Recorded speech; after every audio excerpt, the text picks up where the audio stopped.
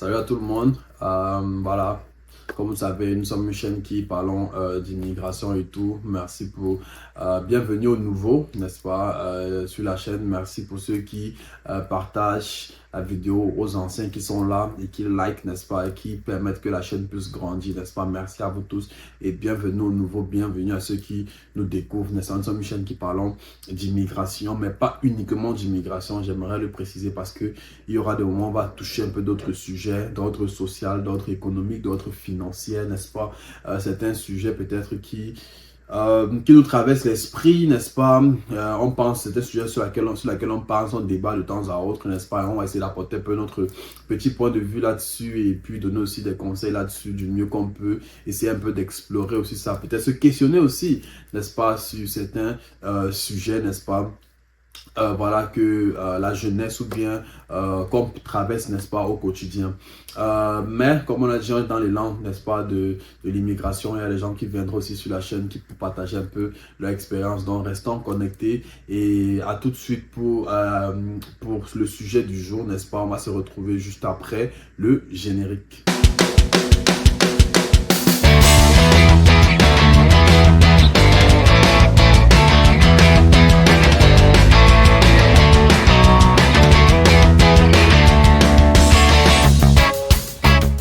Donc voilà, pour ceux qui ont regardé la vidéo précédente, on a parlé du permis de travail fermé. On a vu que le permis de travail fermé, c'est un permis avec certaines restrictions, n'est-ce pas? On a un peu essayé d'étaler les différents trucs du permis de travail fermé, comment faire pour avoir un permis de travail fermé. Aujourd'hui, on va parler un peu du permis de travail ouvert et la différence un peu entre les deux, n'est-ce pas? On va voir un peu la petite différence entre le permis de travail ouvert et le permis de travail fermé. Donc, comme son nom l'indique, permis de travail ouvert, ça veut dire que vous avez plus d'ouverture. C'est ça, non, vous n'avez pas de restrictions comme le permis de travail fermé. Donc, fermé, il y a des restrictions. Ouvert, ça veut dire que c'est un peu plus libre. La différence entre les deux, c'est que le permis de travail fermé dépend beaucoup plus, n'est-ce pas, de l'employeur. Ça veut dire que lorsque vous n'avez pas un contrat de travail au Canada, vous ne pouvez pas appliquer pour un permis de travail fermé. Le permis de travail ouvert, vous n'avez pas nécessairement besoin d'un contrat de travail au Canada pour pouvoir appliquer pour ce permis de travail. Donc voilà déjà une différence entre les deux, entre le permis de travail ouvert et le permis de travail fermé. Le permis de travail ouvert, c'est beaucoup plus le gouvernement qui va évaluer votre profil, n'est-ce pas, avant de vous délivrer votre permis de travail ouvert, n'est-ce pas. Et c'est un peu, la procédure est légèrement similaire à la procédure de résidence permanente, vous voyez. Donc, avec le permis de travail ouvert, n'est-ce pas, vous pouvez... C'est que ça se passe comment? Ça veut dire que vous allez prouver au gouvernement que voilà, vous êtes un travailleur qualifié, vous avez, n'est-ce pas, l'étoffe pour avoir, n'est-ce pas, votre permis de travail ouvert. Ça veut dire qu'ils vous délivrent, ils vous donnent l'autorisation de venir travailler au Canada et travailler dans n'importe quelle entreprise de votre choix. Donc, ça passe souvent par justifier aussi déjà son niveau scolaire, n'est-ce pas, voir vraiment quel niveau vous avez, est-ce que vous avez un niveau bac, licence et autres. Ça joue un rôle plus ou moins, n'est-ce pas, dans votre application. Il faut aussi avoir aussi son niveau linguistique, n'est-ce pas? Comment vous exprimez-vous en anglais? Comment vous exprimez-vous en français? Est-ce que vous êtes capable de parler les deux? Comme vous savez, le Canada, c'est un pays bilingue où on parle anglais, on parle français. C'est vrai que l'anglais est plus dominant au Canada, mais ça ne veut pas dire que le français est laissé pour contre. Le français aussi est très important au Canada et si une personne est bilingue, c'est encore très bien apprécié, n'est-ce pas, au Canada. Si vous êtes bilingue, ça sera aussi un très gros avantage pour vous pour venir, ça vous qualifie encore plus. Et encore, en plus de cela, maintenant, si vous êtes travailleur, vous travaillez déjà dans votre pays d'origine, vous contribuez, vous payez vos taxes et autres, vous êtes un travail vraiment légal, vous travaillez de manière légale et tout, n'est-ce pas, dans votre pays d'origine, ça va aussi vous aider, n'est-ce pas, à avoir votre permis de travail, n'est-ce pas. Après cela, c'est vrai que, ayant dit cela, beaucoup peut-être peuvent être dans le profil de ça, ils vont se dire que bon, je peux aller appliquer d'une manière ou d'une autre, va avoir. Ça ne se limite pas là, n'est-ce pas. Je dirais maintenant, il y a certaines choses qui peuvent démarquer certains de d'autres.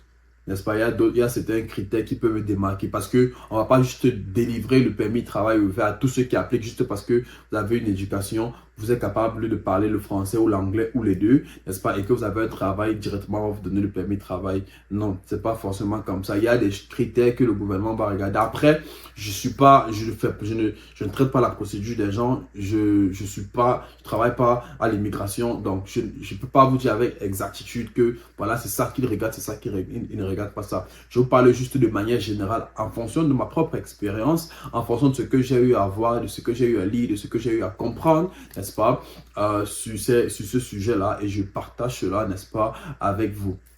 Je dirais, la première des choses qui peut démarquer, n'est-ce pas, une personne d'avoir le permis de travail ouvert d'une autre personne, ça dépend aussi de la catégorie de travail que vous êtes en train de faire.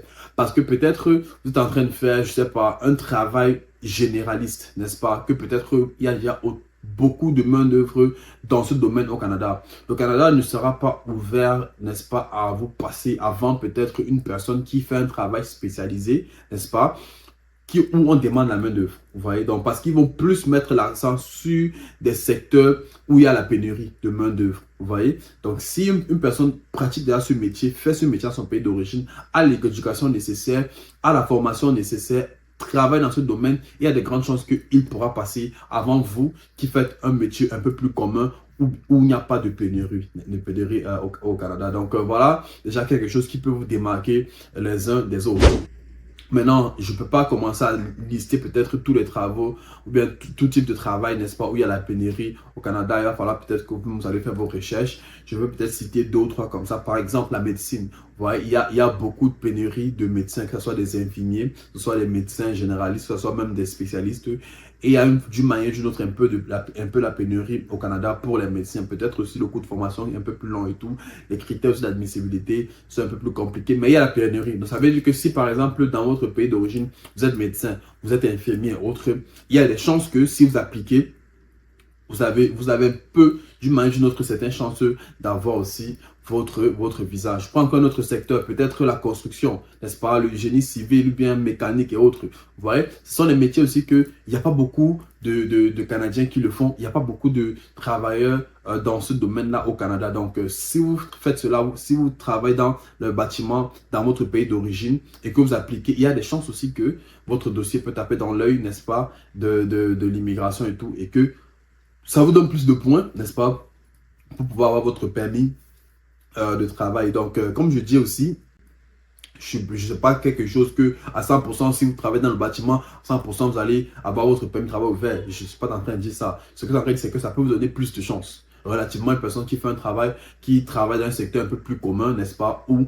il n'y a pas la pénurie. N'est-ce pas? Donc, je vais donner comme deux exemples comme ça, où il y a un peu de pénurie. Il y en a encore beaucoup d'autres, n'est-ce pas? Il y a des travaux même au niveau de l'agriculture et tout ça là. Il y en a, n'est-ce pas, qui font dans ça, n'est-ce pas, et qui sont experts dans ce domaine-là. Et le Canada recherche des gens comme ça parce qu'au Canada, il n'y a pas beaucoup de gens qui se lancent dans l'agriculture. Il n'y a pas beaucoup de jeunes, il n'y a pas beaucoup de personnes qui sont intéressées à rentrer, n'est-ce pas, dans les champs, travailler la terre et tout, et produire. Donc, si vous faites ça, c'est une personne qui travaille la terre, il y a des chances que vous puissiez avoir, n'est-ce pas, votre permis de travail ouvert et venir au Canada et chercher le travail. Vous voyez, donc voilà quelque chose déjà qui peut vous différencier certains de d'autres. Maintenant, deuxième point qui peut différencier certains de d'autres, c'est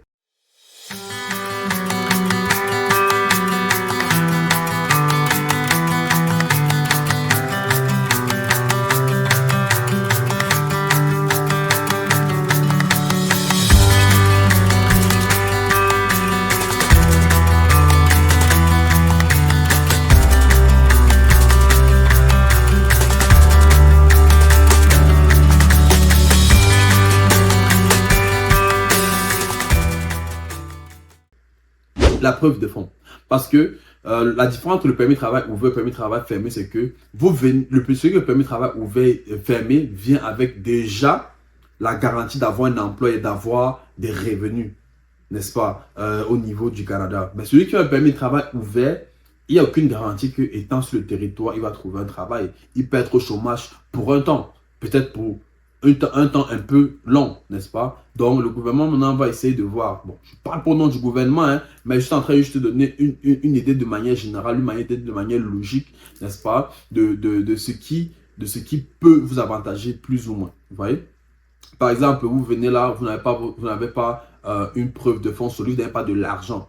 Voilà, il peut se dire, voilà, Ok, tu viens au Canada, tu as un permis de travail ouvert. Comment tu vas prendre soin de toi pendant le moment que tu es au chômage, pendant que tu es encore au chômage, que tu n'as pas trouvé un travail? C'est vrai, oui, tu travailles dans un secteur où il y a la pénurie de main-d'œuvre. C'est vrai que, voilà, comme ça, tu as l'expérience, tu es qualifié, tu es tout. Mais ça ne veut pas dire que comme tu as tout ça, n'est-ce pas, l'entreprise va directement te recruter. Tu vas passer par des étapes de recrutement parce que chaque entreprise a ses critères de recrutement. Donc, le temps peut-être de trouver l'entreprise qui vous convient, ça peut prendre un certain moment. Vous voyez, donc voilà, donc, et pendant ce temps-là, comment vous prenez soin de vous, comment vous vivez, comment est-ce que vous essayez de tenir le coût de vie au Canada qui est relativement cher, n'est-ce pas?